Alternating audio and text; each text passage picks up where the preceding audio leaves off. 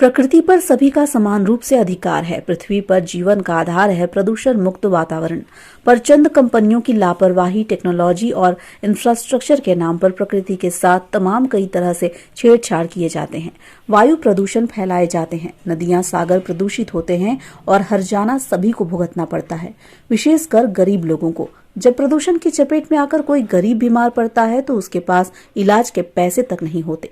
पर इसके ठीक विपरीत झारखंड चैनपुर स्थित west Bokaro division Tata Steel coal loading point में परिस्थितियां अनुकूल नजर आती है, जहां प्रबंधन ने अपने कर्मचारियों के अलावा आसपास के सभी लोगों का भी ध्यान रखा है। प्रदूषण रखरखाव और सड़कों का इस तरह से ध्यान रखा गया है ताकि आसपास के लोगों को किसी भी तरह की परेशानी न हो।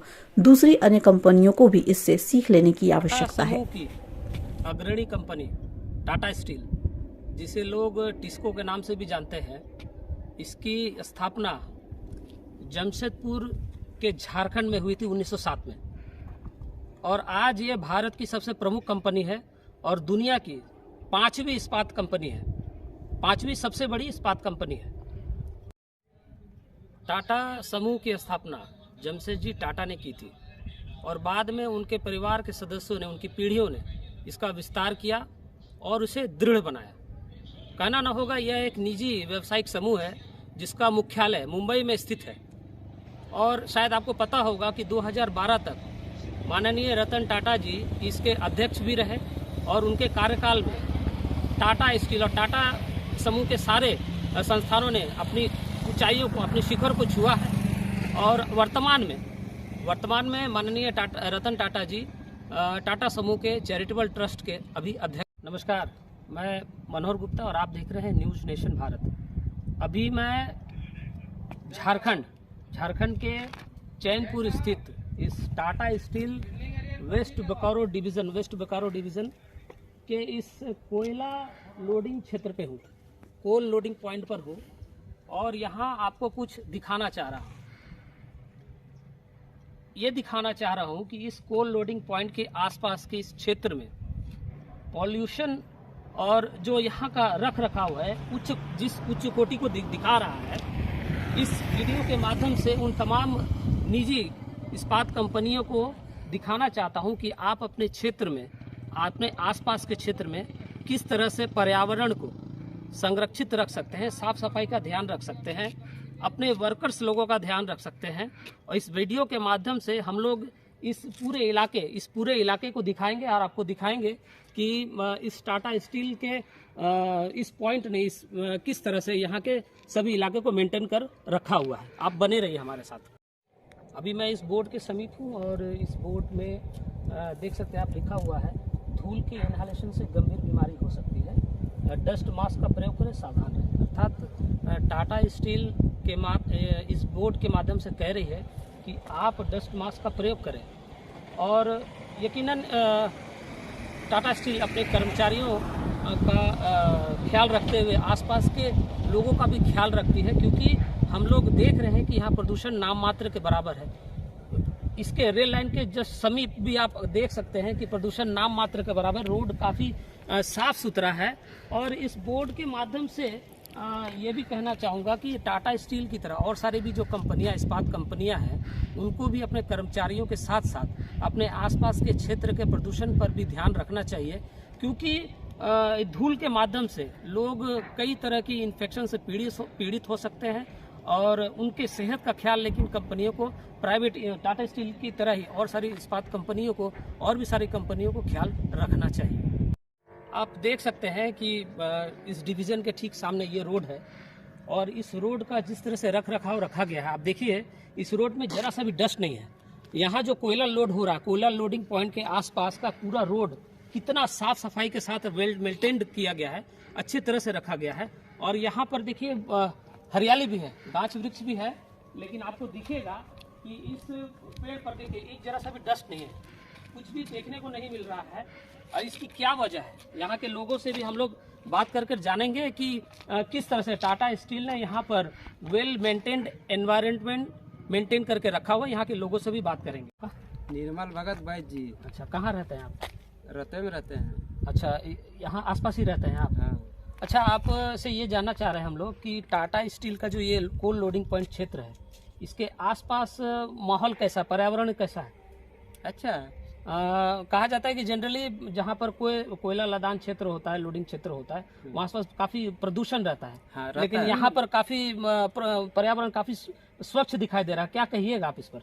यहाँ पर तो हम लोग के पेड़ में जिसे तोड़ने जाते हैं ना, तो वहाँ तो गर्दन नहीं निकलता है। जब गर्दन निकलता है तो जानते हैं उस जगह पर मतलब कि हम लोग को प्रदूषण बन रहा है। अच्छा, लेकिन वहाँ तो ऐसा है नहीं। रोड भी काफी अच्छा दिख रहा है। हाँ, रोड तो अच्छा है, ये- गर्दा भी नहीं है। हाँ, गर्दा भी रोड पर भी कुछ धूला वगैरह नहीं है। कुछ नहीं है। तो नहीं। ऐसा किस तरह से मेंटेन करता है आपको? ये इस क्षेत्र में एक छोटा सा ग्रीन बेल्ट है जहाँ पर पेड़ पौधे लगाए गए हैं और बिल्कुल करीब से हम लोग दिखा रहे हैं आपको। इस पेड़ को देखकर भी आपको समझ में आ जाएगा कि इस क्षेत्र में प्रदूषण एकदम नाम मात्र में है। इसके पत्ते काफी हरे भरे दिखाई दे रहे हैं और नीचे भी आप देखिए, नीचे यहाँ से भी दिखाइए, यहाँ से भी दिखाइए कि प्रदूषण नाम मात्र के बराबर है। पूरा क्षेत्र हरा भरा है और अगर इसके आसपास, इस पे लोडिंग पॉइंट के आसपास जिस तरह से साफ सफाई है, यकीनन कहना होगा कि टाटा स्टील के इस डिवीजन ने काफी साफ सफाई का ख्याल रखा है और इसके आसपास के लोगों का भी काफी ख्याल रखा है।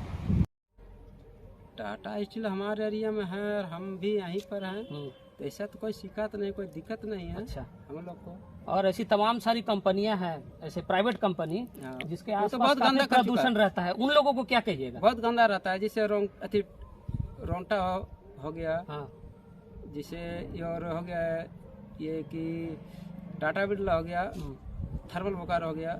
बहुत सारे देखते हैं कि प्रदूषण ऊपर से खड़ा होता है, 10 किलोमीटर दूरी में जाके वो धूला वगैरह गिरता है। बैठ जाता है। अच्छा, मान लीजिए धूला जो गिरता है घर पर आकर के, किसी के मकान पर गिरता है, उससे भी तो बीमारियां हो सकती है, गंभीर बीमारी हो सकती है। एकदम हो सकता है। हाँ, तो होता है। प्राइवेट कंपनियों को इस पर सावधानी रखना चाहिए कि नहीं? एकदम रखता है। और टाटा स्टील इस क्षेत्र में किस तरह से काम कर रही है? बहुत अच्छा से इस जगह पर मतलब कि हर एक बीमारी का इलाज भी करता है अच्छा, और हर महीने में हर जगह में मोतियाबिंद का भी इलाज करता है। पैसा नहीं लगता है। बहुत जगह इसका मतलब कि मेडिकल भी खोला नहीं है, उसमें भी पैसा नहीं लगता है। बहुत सुविधा, बहुत टाटा में हम लोग टाटा बहुत स्टील कहना ना होगा कि टाटा स्टील हर तरीके से यहाँ आसपास के क्षेत्र को लोगों को सुविधाएं दे रही है। हाँ, एकदम बिल्कुल।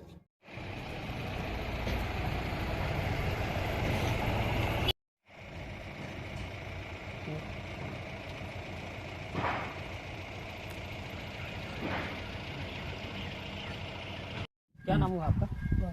कहाँ रहते हैं आप? अच्छा, इस रोड से आसपास के क्षेत्र से तो काफ़ी वाकिफ होंगे आप। तो ये टाटा स्टील का जो लोडिंग पॉइंट है, इसके आसपास का क्षेत्र कैसा लगता है? साफ सफाई कैसा है? साफ सफाई तो एक नंबर है। रोड कैसा है? रोड भी तो अच्छा है। ये आसपास के क्षेत्र में जिस तरह से साफ सफाई है, आप कह रहे हैं कि काफ़ी अच्छा है, और भी बहुत सारी ऐसी कंपनियां हैं जिनके आसपास का क्षेत्र काफ़ी प्रदूषित रहता है, उनसे क्या कहिए?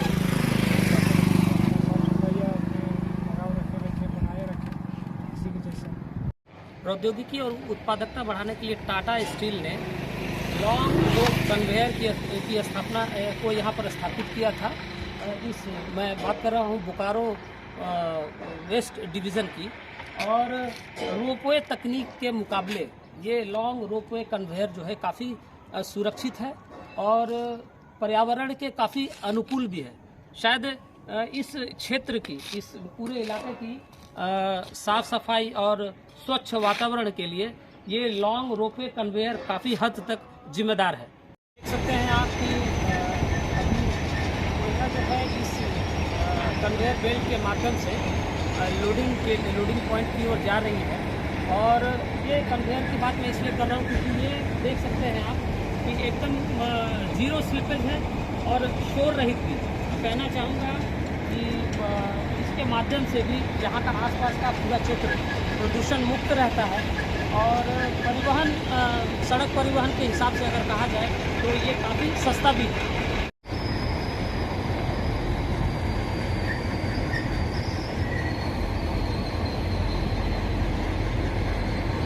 पद्म भूषण और पद्म विभूषण से सम्मानित रतन टाटा जी को आज हमारे देश में कौन नहीं जानता। वे लगभग 50 साल से भी ज़्यादा टाटा समूह के साथ जुड़ित रहे और उन्होंने अपनी निष्ठा, लगन के माध्यम से टाटा समूह को शिखर तक पहुंचा दिया। हमारे देश में उन्हें एक अच्छे उद्योगपति के साथ साथ एक सच्चा देशभक्त और दानवीर के रूप में भी लोग जानते हैं, उनको मानते हैं, क्योंकि उन्हें जो मुनाफा होता है उसका लगभग 60% से भी ज़्यादा वो दान कर देते हैं। और कोरोना काल में भी हम लोगों ने इसे देखा भी और समझा भी। जब भी देश पर आपदा आई है उन्होंने हमेशा देश का साथ दिया है, देश के साथ खड़े रहे। इसीलिए सोशल मीडिया के माध्यम से भी माननीय रतन टाटा जी को भारत रत्न की उपाधि देने की मांग उठती रही है। इस पर आपकी क्या प्रतिक्रिया है, हमें कमेंट बॉक्स पर जाकर कमेंट कर जरूर बताएं।